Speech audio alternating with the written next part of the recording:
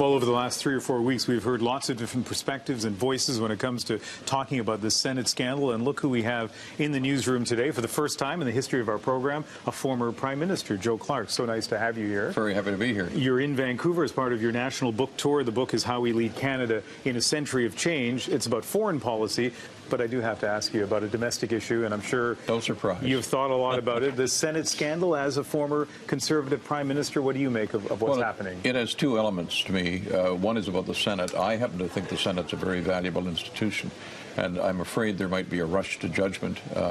It obviously needs to be changed significantly, but I hope that will be a calm and considered process. The other issue here, of course, is the government's handling of this, the Prime Minister's handling. And I think it's becoming increasingly a problem for them, not least because so much a trademark of Stephen Harper as Prime Minister has been his almost absolute control.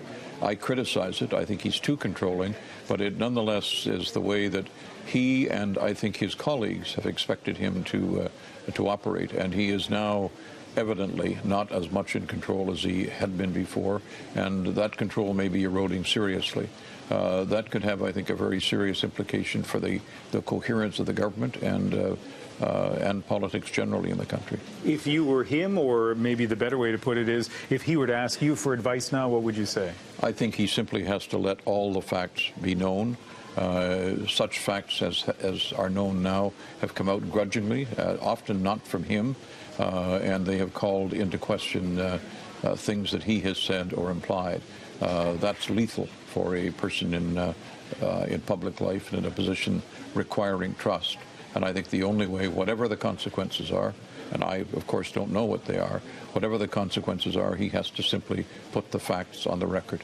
What did you think months ago when we first heard that Nigel Wright, the former Prime Minister's Chief of Staff, had written this check, $90,000 or so check to pay Mike Duffy's expenses? You know, for a lot of us, it just seemed unbelievable. But as a former Prime Minister, how did you react to that? Well, I was astounded, first of all, that would happen, but secondly, that it would be Nigel Wright. I don't know him very well. He was a young progressive conservative and not particularly a fan of mine at the time, but I understood that. And I've always regarded him to be a person of exceptional integrity. And that's the reputation I think he enjoys generally. So for him to do something that was so clearly suspicious and untoward was a great shock to me.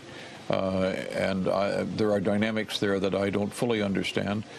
They may be part of an unusual bunker mentality that simply absorbed the PMO at that time. You use the word integrity to describe Nigel Wright. Integrity is a word that is almost unanimously used to describe you at a time when a lot of people are questioning leadership in politics. So a little later in the hour, we'll ask you about that, Joe Clark. Thank you. Well, once again, former Prime Minister Joe Clark joins us. He's on a tour promoting his book. We'll talk about that book in just a second. But I do want to ask you about integrity and leadership in domestic politics at this time of the Senate scandal, of the Rob Ford scandal. What do you say to Canadians who already are cynical about politics, but I think are becoming perhaps even more so?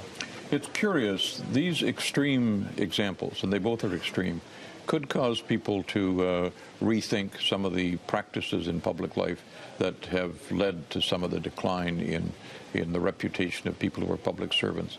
There have been a lot of changes recently.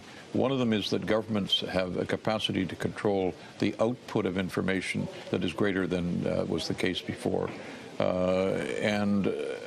I think to operate on the basis of a much smaller circle of advisors, both of those things are dangerous in my view, and yet ordinary people who have other lives to lead and things to worry about have not focused on them before. So these things have happened.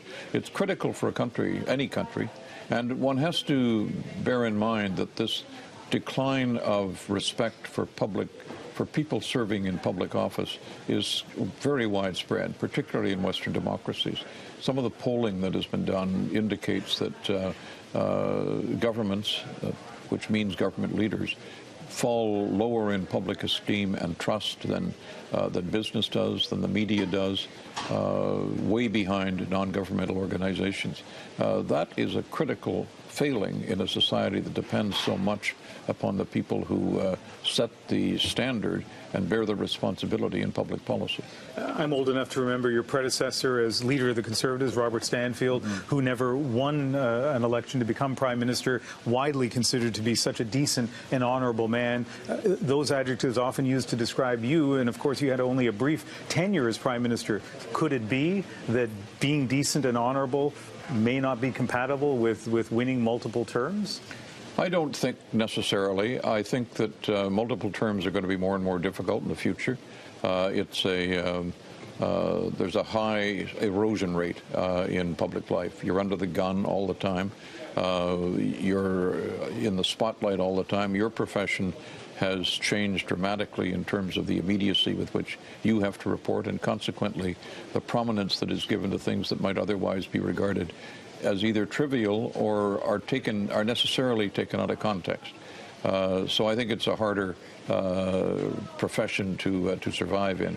But I don't think honesty is a disadvantage. I don't think a reputation for integrity is. I do think, to go back to your earlier question, that among the prices we could pay unless there is a change is that many people who should be in public life are going to decline to get into it. That would be a loss for them personally, I would say.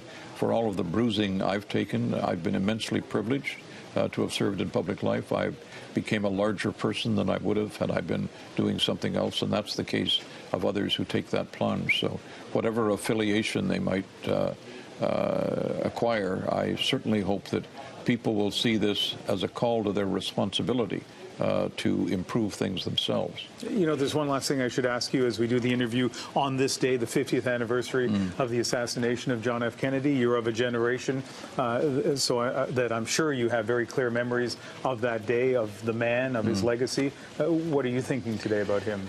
First of all, I was here that day. I was at UBC, and what startled me was that this shocking event in my life did not cause the University of British Columbia to cancel its classes that day. We went on as though it were normal. I still find that astounding in retrospect. He set a very high standard. Probably, he was a highly public president. He was a media president before the media was as strong as it's become. But that meant that he set standards that the rest of us, I think, aspired to and followed. Maybe, undoubtedly, he set higher standards than he himself was able to follow. But the setting of standards itself was very important, and that, in my view, is his enduring legacy. He caused people to think things could be better, and that people acting together could make them better. Well, it's such a pleasure getting a chance to speak to you today, and I'll mention your book, How We Lead Canada in a Century of Change, which you're here to promote. Thank you very much. Thank you very much.